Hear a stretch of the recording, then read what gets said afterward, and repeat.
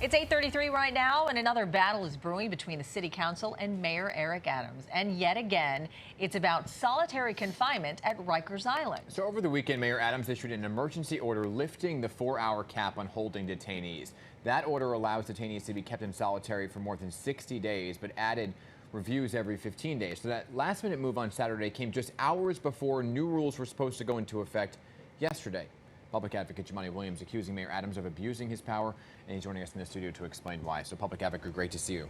Great to see you. Thank you. Just to recap for the viewers on the timeline of what exactly happened here. The City Council passed the ban on solitary confinement in December. Mayor Adams vetoed it in January, but the council then overrode that veto, and then it was supposed to go into effect, but the mayor put forth this emergency order to stop it, right? So it's a whole back and forth here. Were you surprised by the action taken over the weekend, the emergency action? Well, it's another day, and as Speaker Adams has described him, it's another day for King Adams to show that he's the only person who was ever elected in this city with no bearing of other elected officials, no bearing of laws that have been passed. And so we want to be clear, this is about making Rikers safer than it is right now. We just lost another detainee. All this bill does is say you can't use prolonged isolation. The Department of Corrections, they create housing units all the time. And so we said create another housing unit that you can separate people who need to be separated. The one thing you can't do is prolonged isolation, which everybody knows is harmful to the person, harmful to the people around them, and it makes them worse off when they leave. And abusing the power, which we've seen the mayor do time and time again, this seems to be a pattern in practice, lying about a bill doesn't make us safer. And one of the most dangerous things that happened here is the abuse of a state of emergency. If the mayor had joined us when we said there was a state of emergency years ago, we might have been able to sit down to try to figure out how we make it safer. But that's not what happened. There was a refusal to accept that what this administration is doing is not working, and instead, using these abusive tactics in a way that is harmful to everyone. By the way, I just have to clear up. There is nothing in this bill that says you can't use restraints when transporting people to Rikers Island or transporting people inside Rikers Island. It's just Where'd they not get that there. from? This is not the first time he'd be lying about something, and that's what makes it most frustrating.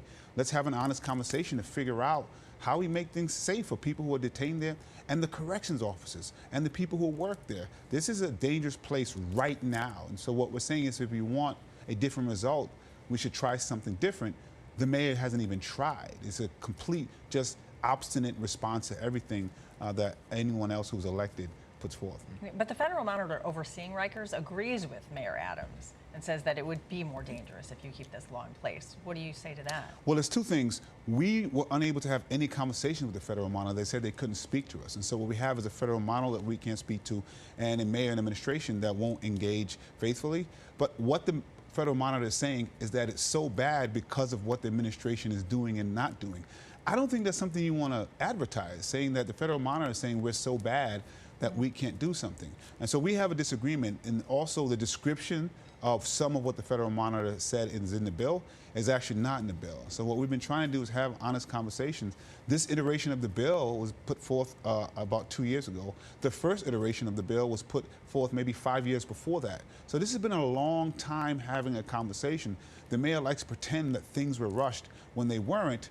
He just doesn't want to engage. And so you have to have a government that can move. The mayoralty is not a kingdom, and he has shown just off of what happened with the charter revision, which is another conversation, what happened off another law enforcement bill, that he doesn't want to engage in this kind of conversation. It's his way or no way, and that's an unfortunate way to govern. You're referencing kingdom because you're saying he didn't respect the process of the veto that took place in this executive action.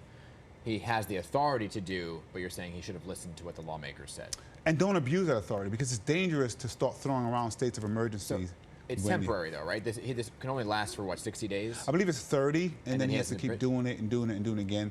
What I would rather us do is figure out how to use that energy to try to create the housing unit that we're saying. And if you try, it doesn't work. It's different than saying we're not even going to try to create a housing unit where we don't use prolonged isolation as the thing to keep folks safe when it hasn't worked. When was the last time you visited Rikers? I guess it was maybe last year, if I remember correctly. Okay, so it's been a while. So you wouldn't even know if it has improved at all, or Oh, no, do you wouldn't know. know? You can see the statistics. You can look at the news. You can see corrections officers being harmed. You can see detainees who are dying. You can listen to people who are there saying what their experience has been. By the administration's own admission, there is still prolonged use of isolation. One of the reasons we put this bill in is because every time we try to change it, they would redefine what it is and call it something else. And they also use emergency lockdowns in a way that we believe sometimes is not what's needed. In those emergency lockdowns, people are locked in their cells. Part of the mayor's executive order reads that as follows. I want to throw it up on the screen, saying it is of the utmost importance to protect the health and safety of all persons in the custody of the Department of Corrections and all of the officers and persons who work in the City of New York jails and who transport persons in custody. That's what the mayor's office is saying about everything, right?